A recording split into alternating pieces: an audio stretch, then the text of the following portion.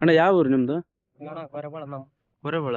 ಯಾಕೆ ಇಲ್ಲಿಗ ರೋಡ್ಕುಂದ ಪಂಚಾಯತಿಗೆ ಯಾಕೆ ಬಂದಿರಿ ಅಣ್ಣ? ಒಂದು ಪಂಚಾಯತಿಗೆ 2 ತಿಂಗಳು ಆಯ್ತು ನಾವು ಒಂದು ಮುಟೇಶನ್ ಕೊಟ್ಟು ಹ್ಮ್ ಬಂಗಾರ ಕ್ಯಾಂಪ್ ಇರೋ ಲೇಔಟ್ನಿಂದ ಒಂದು ಮುಟೇಶನ್ ಬೇಕಾಯ್ತು. ಹ್ಮ್ 2 ತಿಂಗಳು ಆಯ್ತು ಕೊಟ್ಟು. ಹ್ಮ್.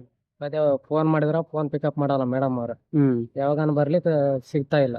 ಈಗ ಟೈಮು 11:30 ಆಗಿದೆ, ಇನ್ನ ಆಫೀಸಿಗೆ ಬಂದಿಲ್ಲ. ಫೋನ್ ಮಾಡ್ರ ಪಿಕಪ್ ಮಾಡಿಲ್ಲ, ಅದಕ್ಕೆ ಬಂದಿದ್ದೀವಿ. ಈಗ ಜನರು ಏನ್ ಹೇಳ್ತಾರಣ್ಣ, 11 ಗಂಟೆ ಅಲ್ಲ ಬೇಗನೆ 5 ಗಂಟೆ ಆದ್ರೂನು ಬರಲ್ಲ ಅಂತ ಹೇಳ್ತಾರೆ ಜನ. ಅದೇ ನಮಗ್ ಕೈಗೆ ಸಿಗ್ತಾ ಇಲ್ಲಪ್ಪ ಅವ್ರು. ನಾವು ಎಷ್ಟು ಈಗಾಗಲೇ 7 ಸಾರಿ ಆಯ್ತು ಬರಕ್ಕೆ, ನಮ್ ಕೈಗೆ ಸಿಕ್ಕಿಲ್ಲ ಅವ್ರು. ಇವತ್ತು ಬರೋವರೆಗೂ ವೇಟ್ ಮಾಡೋಣ ಅಂತ ಬಂದಿವಿ. ಸಿಗ್ತಾರ ಇಲ್ಲ ನೋಡ್ಬೇಕು. ಹೌದು. ಈಗ 2 ತಿಂಗಳಿಂದ ಇಲ್ಲೇ ಕಾಯ್ಕೊಂತ ಕುಂತಿರಣ್ಣ, ಏನಾನ ಮಾಡ್ತಾರಂತ? ಫೋನ್ ಮಾಡ್ಲಾರ, ಫೋನ್ ಪಿಕಪ್ ಮಾಡ್ಲಾರ ಬರ್ತೀವಿ, ಸಿಗಲ್ಲ, ಒಳ್ಳೆ ಹೋಗ್ತಿವಿ. ಇವತ್ತು ಬಂದಿದ್ದೀವಿ, ನೋಡೋಣ, ಕಾದ್ ನೋಡೋಣ. ಈಗ 2 ತಿಂಗಳು ಆಯ್ತಲ್ಲ ಸಮಸ್ಯೆ, ಒಂದಿನ ಫೋನ್ ಎತ್ತಾರ ಅಣ್ಣ? ಫೋನ್ ಎತ್ತಿಲ್ಲ. ಫೋನ್ ತೆಗಿಯಲ್ಲ ಅವರು. ಫೋನ್ ತೆಗಿಯೋದೇ ಇಲ್ಲ. 45 ಡೇಸ್ ಆಗ್ಬೇಕಂತ ಹೇಳಿದ್ರು. ಮಿಕ್ಕಿ ಹೋಯ್ತು, 60 ದಿನ ಮೇಲೆ ಆಯ್ತು ಇವಾಗ ಕೊಟ್ಟು. ಮೇಲೆ ಆಯ್ತು. ಇದನ್ನ ಮೇಲಧಿಕಾರಿ ಗಮನಕ್ಕೆ ತರಬೇಕಲ್ಲ ಇದೆಲ್ಲ? ನೋಡ್ತೀವಿ ಇವಾಗ, ಅವರು ನಮ್ಗೆ ರೆಸ್ಪಾನ್ಸ್ ಮಾಡ್ರೆ ಓಕೆ, ಇಲ್ಲ ಅಂದ್ರೆ ನಾವು ಸಾಬ್ರು ಕೂಡ ಮಾತಾಡಿ ಅದು ಏನ್ ಕ್ರಮ ತಗೊಂತಾರೆ ಕೇಳ್ತೀವಿ. ಓಕೆ, ಥ್ಯಾಂಕ್ ಯು ಅಣ್ಣ. ಯಾವ ಊರು? ರೌಡ್ಕುಂದ. ಎಷ್ಟು ದಿನ ಆದಣ್ಣ ಈ ಪಂಚಾಯತಿ ಬರಕ? ಈ ಮೆಲ್ಲಕ ನೋಡ್ರಿ, ಈಗ 8-9 ವರ್ಷ ಆಗಿರ್ಬೋದು. ಇದ್ದದ್ದು ಬಣ್ಣ ಮನೆ ಮಾಡಿ ಕಾಶಿ. ಅಣ್ಣ ನಿಮ್ಮ ಹೆಸರು? ಮೈಬೂಬ್ ಅಂತ. ತಂದೆ ಹೆಸರು? ಒಂದರ ಸಾವಂತ.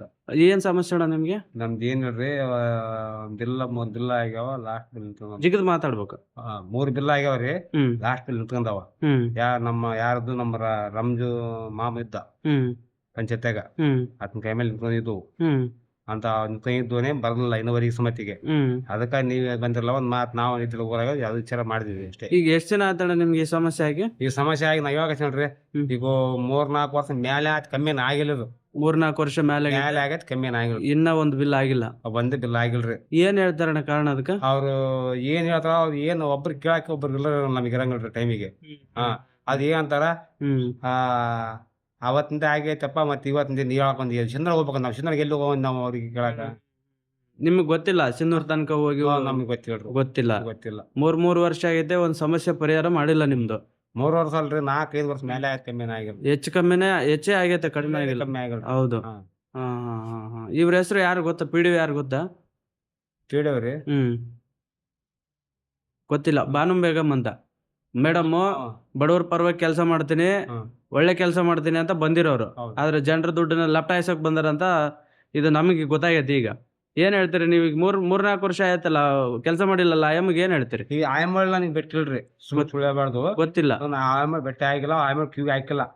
ಆಫೀಸಿಗೆ ಬಂದ್ರಲ್ಲ, ನಿಮ್ಗೆ ಗೊತ್ತಾಗಲ್ಲ. ಅದೇ ಮತ್ತೆ ಆಮೇಲೆ ಯಾಕಂತ ಈಗ ಆಮೇಲೆ ಸಮಸ್ಯೆ ಬರಬಾರ್ದು ಮಾತುಗಳು. ನೀವು ಬಂದಿರ ಬೆಟ್ಟಿಗೆ ಅನ್ಬೋದು ನಮಗೆ, ತಪ್ಪ ಬಿಡಬಾರ್ದು. ಆಮೇಲೆ ಬೆಟ್ಟೇನಿಲ್ಲ, ನಾವು ಮಾತಾಡಿಸಿಲ್ಲ. ಹಂಗ ನೀವು ಬಂದು ಸಲುವಾಗಿ ನಾವು ಮಾತಾಡ್ಕಚ್ಚಿವಿ. ಕರೆಕ್ಟ್.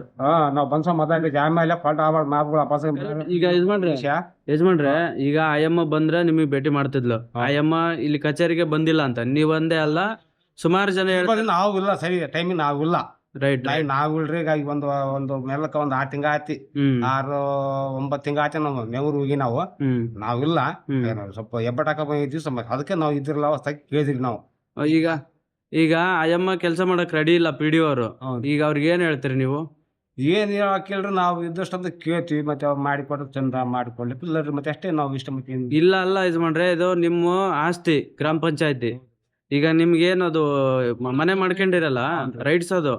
ಅವ್ರೇನ್ ಭಿಕ್ಷೆ ಕೊಡಕತ್ತಿಲ್ಲ ನಿಮ್ಗೆ, ರೈಟ್ಸ್ ಏನೋ ಅದು ಮನವಿ. ಸರ್ಕಾರಕ್ಕೆ ನೀವು ಒಂದ್ ಮನವಿ ಮಾಡ್ಬೇಕಾಗಿತ್ತು.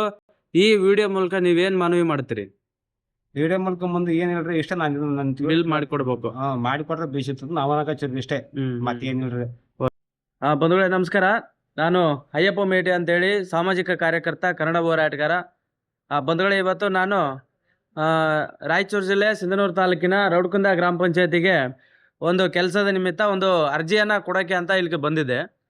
ಬಂದಂಥ ಸಂದರ್ಭದಲ್ಲಿ ಇಲ್ಲಿ ಯಾರ್ಯಾರು ಅಧಿಕಾರಿಗಳಿದ್ದಾರೆ, ಸಂಬಂಧಪಟ್ಟವರು ಯಾರಿದ್ದಾರೆ, ಅವ್ರನ್ನ ಏನೇನು ಕೇಳೋಣ, ಯಾವ ವಿಚಾರದ ಬಗ್ಗೆ ಅಂದರೆ ನನಗೆ ಅರ್ಜಿಗಳ ಸ್ಥಿತಿಗತಿ ಏನಾಗಿದೆ ಅಂತ ಕೇಳೋಕ್ಕೆ ಅಂತ ಬಂದಂಥ ಸಂದರ್ಭದಲ್ಲಿ ಈ ಗ್ರಾಮ ಪಂಚಾಯಿತಿಯಲ್ಲಿ ಒಬ್ಬೇ ಒಬ್ಬ ಏನು ಉನ್ನತ ಅಧಿಕಾರಿಗಳು ಇಲ್ಲ.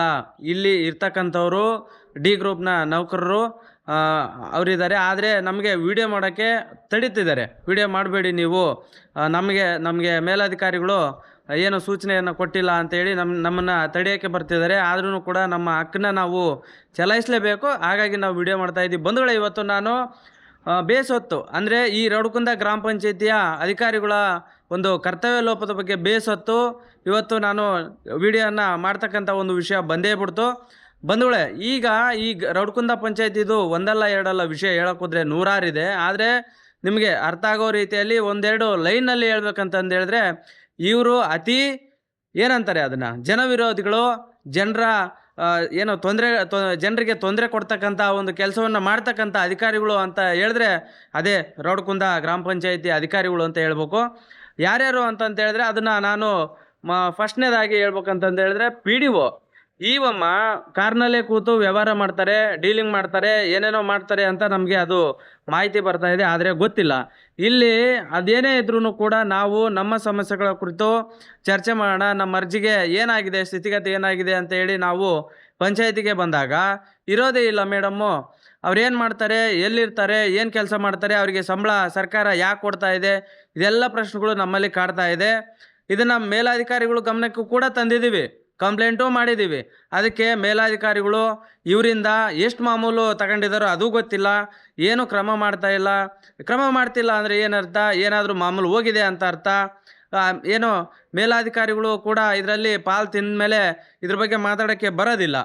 ಆದ್ರೂ ಅಧಿಕಾರ ಅಂತ ಇರುತ್ತೆ, ಅದು ಪ್ರಾಮಾಣಿಕವಾಗಿ ಕೆಲಸ ಮಾಡಬೇಕು. ಸರ್ಕಾರ ಅನ್ನ ಕೊಡುತ್ತೆ ಅಂದರೆ ಸಂಬಳ ಕೊಡುತ್ತೆ, ಅದರಿಂದ ಒಂದು ತುತ್ತು ಅನ್ನ ತಿಂತಕ್ಕಂಥ ಅಧಿಕಾರಿಗಳು ಪ್ರಾಮಾಣಿಕವಾಗಿ ಮಾಡಬೇಕು. ಮಾಡಿಲ್ಲ ಅಂತಂತೇಳಿದ್ರೆ ಅನ್ನಕ್ಕೆ ಮಾಡ್ತಕ್ಕಂಥ ದ್ರೋಹ ಅಂದರೂ ಕೂಡ ತಪ್ಪೇನಿಲ್ಲ. ಬಂಧುಗಳೇ, ಈಗ ನಾನು ಇಲ್ಲಿ ಯಾವ ಅಧಿಕಾರಿಗಳು ಏನು ಆಡಳಿತದಲ್ಲಿ ಅಂದರೆ ಈಗ ಪ್ರಸ್ತುತ ಬಂದಿದ್ದಾರೆ, ಹಾಜರಿದ್ದಾರೆ ಅಂತ ನಿಮಗೆ ತೋರಿಸ್ಲಿಕ್ಕೆ ಹೋಗ್ತೀನಿ. ಅಲ್ಲಿನ ನೋಡಿ ನೀವು. ಈಗ ಇಲ್ಲಿ ನಾನಂದ್ರೂ ಕೂಡ ನೀವು ಕೂಡ ಈ ರೌಡಕುಂದ ಗ್ರಾಮ ಪಂಚಾಯತಿಗೆ ಬಂದು ಇಲ್ಲಿ ಏನೇನು ಸಮಸ್ಯೆ ಆಗಿದೆ ಅಂತ ಕೂಡ ಕೆಲವರು ಅಂದರೆ